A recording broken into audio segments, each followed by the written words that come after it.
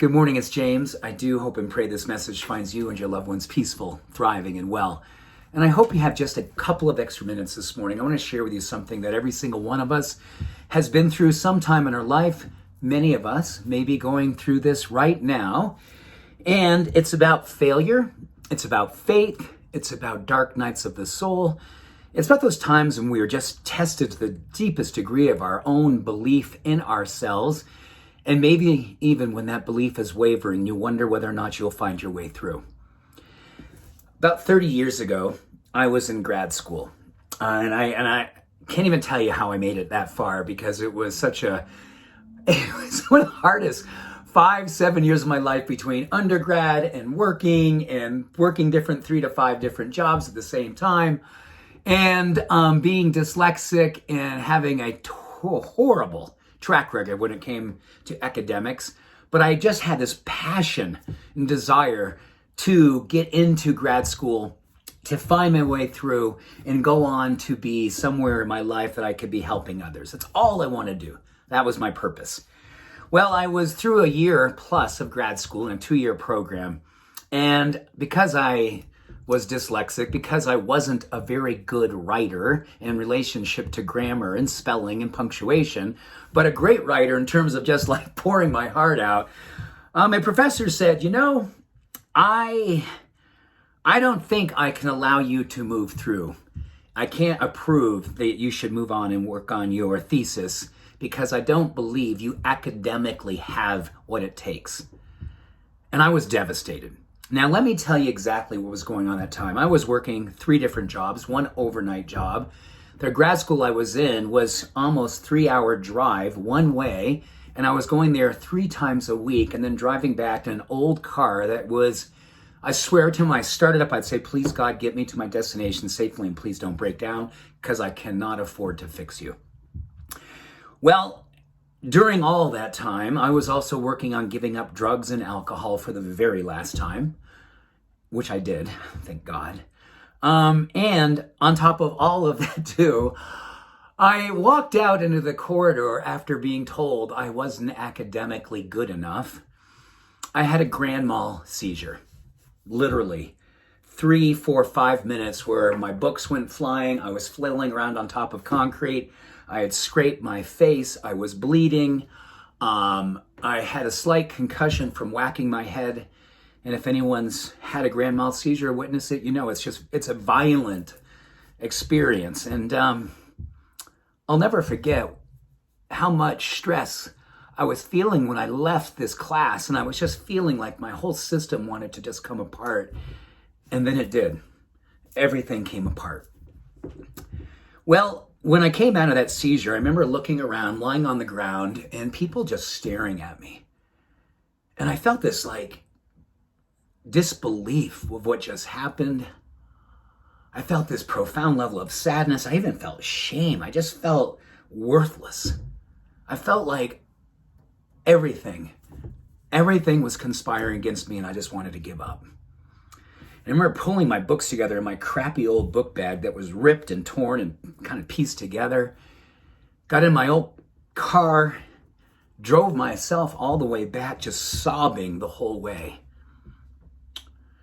And I remember getting back into my less than awesome housing situation and just praying. Praying for something. Just something. To come through, anything. And in that moment, I remember something that had come through to me at a time when I was most vulnerable, most desiring, and most ready to hear a different narrative inside of my mind. And I began to pray in a way that I've never prayed before. And I remember asking God specifically, I am going to let go of every part of what I think I need. And I'm going to give everything over to you, the universe, the higher power, God. I'm just going to give everything over, and I'm going to follow a lead that is bigger than me. I'm going to follow a lead that's bigger than me, and I'm just going to trust that something something. There's a reason for this. And there must be a reason why I'm not going to continue here, because there must be something over here.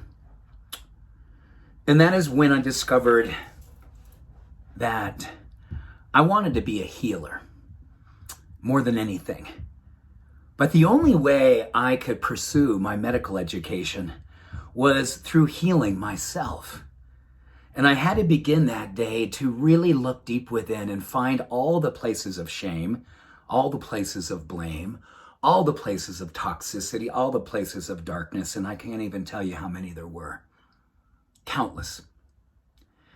And I had to go through each and every single one of them, not as an archaeological dig, but as someone who was just uncovering something with a little bit of grace, a little bit of positive expectancy. I was going to find something that I could work on, that I had the courage to look at, and I was going to heal these different pieces of my life. And I spent the next 2 years reapplying to different graduate programs, studying core sciences like organic chemistry and physics, and things that I was scared to death of, literally.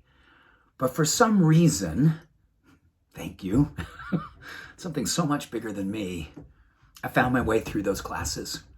I found my way through different jobs that pieced together. And that old car of mine literally died the day that I was flying out to Oregon to begin my medical education. It's just all miraculous when I look back at it.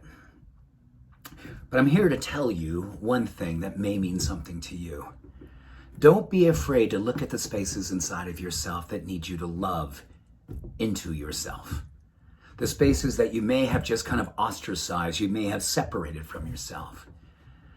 I know more now than I ever have before that life is for learning, life is for healing, life is for growing.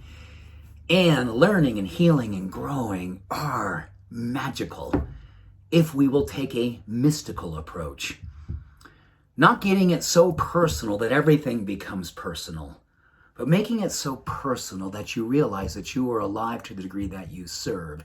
And when you serve yourself something as sacred as your life narrative in such a way that you can look at it with soft eyes, maybe for the first time, eyes without judgment, eyes with hope, eyes with, I can do this. I believe in myself. I want this more than I can put into words, so I'm just going to move into action in unexplained, unprecedented ways. Because spirit is not held by precedent. We have to be spiritual at times when things are most dark and when we feel like things aren't going to work. I get a chance to practice for over 20 years, my life's work. And from there, I've had an opportunity to do so many amazing things based on going through that dark night, which went on for a long, long time. But what I did in that dark night, I didn't allow myself to go fully dark. I kept just a candle going where I could read, just enough light so I could see. And then that candle got a little bit more bright. And then when the morning came, I decided to get up. I decided to move forward. I decided to love myself in a way that I never have before and accept myself in a way I never have before. The addictions, the challenges, the self-talk, all became healthier. All became whole. I'm sharing this because sometimes I think from a distance we can look at people and we can think they haven't had anything to go through like you and I have gone through. Trust me, I think everyone I've ever met that has ever been beautiful has gone through something really, really hard. And really, at times, something that you never could ever see as beautiful. And then you pop out the other side and it's beautiful once again. You become beautiful again.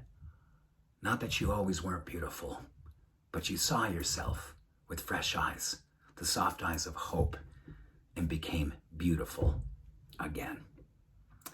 I share this with you in the hope that you can move through whatever it is that you need to move through and do it with a level of reverence and level of tenacity and love for yourself.